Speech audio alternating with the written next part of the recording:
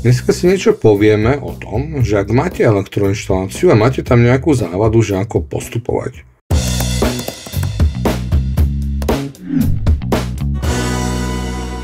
V tejto konkrétnej elektroinštalácii máme takú chybu, že keď dáte hore tento kombinovaný prúdový chránič s ističom, tak vyhodí poistky až niekde na ulicu.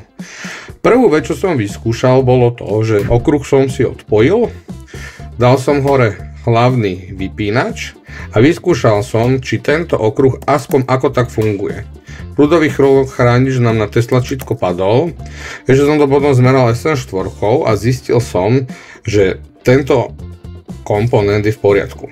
Takže dal som si to celé dole a meraním som zistil, že medzi fázou a vodičom PE máme skrat. Takže ďalší postup bude, že v tej diagnostike musíme po tom obvode postupovať a zistiť, že čo to je. V mojom prípade nebola schéma, takže som to vyskúšal jednoducho. Všetko som dal hore, to čo nesvietilo, lebo nešlo, to je tento daný okruh. V tomto byte sa to dalo v princípe do 15 minút celé zmerať. A teraz sa ideme na to pozrieť, že ktorá z tých vecí na tomto obvode je vlastne tá daná chyba. Pokontroloval som aj vypínače a svietidlá, takže toto aj keď teda zapájal asi v úvodzovkách odborník, lebo toto je životu nebezpečné, tak zatiaľ je môj výstup prakticky nulový, lebo svietidlá to nie sú, není to ventilátor, takže musíme zvoliť inú diagnostickú metódu a to bude taká, že ja si to hodím do skratu na merák a začnem pomaličky odpájať zeleno-žlté, aby som aspoň diagnostikoval okruh, ktorý by to mohol byť. Tak postupujem ďalej, keďže zatiaľ môj výsledok bol prakticky nulový, iba som zdemontoval komponenty z toho daného okruhu a stále tu mám skrat. Tak som si povedal, že OK, že ideme na to inakšie. Ja si tu všetko povypínam a hodíme si ten okruh priamo na merák, no možno to urobíme takýmto spôsobom, že priamo to sem takto hodím, aby to pípalo. No a premestíme sa k vypínaču a ideme postupne dávať dole. Neviem, či sa mi to podarí aj natočiť, ale ja pevne verím, že by to mohol byť tento. A je to on. Čiže tento, keď odpojím a ho pripojím, takže toto je ten náš káblik. No a ja to zatiaľ rozoberiem a potom zase pokračujeme. Tak, podarilo sa mi vyextrahovať ten káblik. Žiadna veľká oslava sa nekoná, lebo stále to máme v skrate. Ale aspoň vieme teda, že táto vetva je v skrate. Keby to bolo aspoň označené, by sa to dalo. Ale všetko ostatné nie je v skrate, tým pádom by sme mohli vyskúšať, že to všetko zase ponahadzujeme späť, zapneme a to, čo nefunguje, to bude on.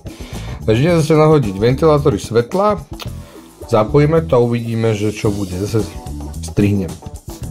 Takže poskladal som to, zapojil a teraz uvidíme. Dáme hore hlavný vypínač, dáme hore túto našu srandu. Na test funguje, takže OK. Že ten obvod nám začal teda makať. Toto máme teda mŕtvolu a keď túto niečo spravíme, tak čo? Dobre, to sa pohlo a nefunguje nám teda zrejme táto sranda a to bude asi niečo s týmto. Ešte môžeme pozrieť, či nám funguje ostatok bytu. No nemôže mi fungovať, keďže som zapol iba tento okruh. Takže tým pádom to musí byť logicky niekde tu. Buď tu, alebo tu. Tak idem to rozfašírovať a uvidíme, čo s tým. Demontoval som to, ale radosť bola nie veľkolepá, lebo evidentne tu to nebude. Toto je 2,5 kábel, takže to je samostatný okruh. To znamená, že už to musí byť asi iba toto. Hovorilo, že to svietilo, že roky sú vonku. No nič, tak ešte rozoberiem aj toto. Takže demontoval som svietidlo, kde na mňa vyskočil takýto obhoretý fázový vodič. Čiže vplyvom neodbornej montáže on teda musel vyskočiť z tejto svorky. Keď sa na to pozriem lepšie, tak on sa nám vlastne oprel tu. A on tu bol vlastne dlhodobo opretý a preto to vlastne bolo v skrate. A to bola vlastne celá tá príčina. No.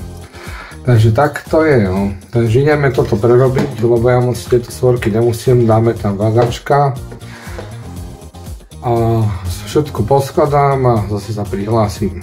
Tak, svietidlo som poskladal. Tieto dve veci fungujú. Neblbne nám to, ide to tak, jak to má. Tože fajn. Tu je všetko hore. A že po 2 hodinách konštatujem, že som problém vyriešil. Ešte by to chcel ešte urobiť asi revisku. Neviem, či to má alebo nemá. No ale zhruba som chcel teda týmto videjkom povedať, že asi jak treba postupovať, keď je práve na tom nejakom okruhu, teda skrát, že jak sa to asi diagnostikuje a v princípe sa to dá do 2 hodín celé vyšúpať aj so zavretím rozvádzača. Samozrejme iba osoby odborne znalé, hej? Domáci kutieli to nie. Lebo takí už tu montovali sa vietidlo a dopadlo to presne takto, takže treba aj na to dbať ten zreteľ, že každý robíme iba to, čo vieme. Ja tiež nejdem piec tortu.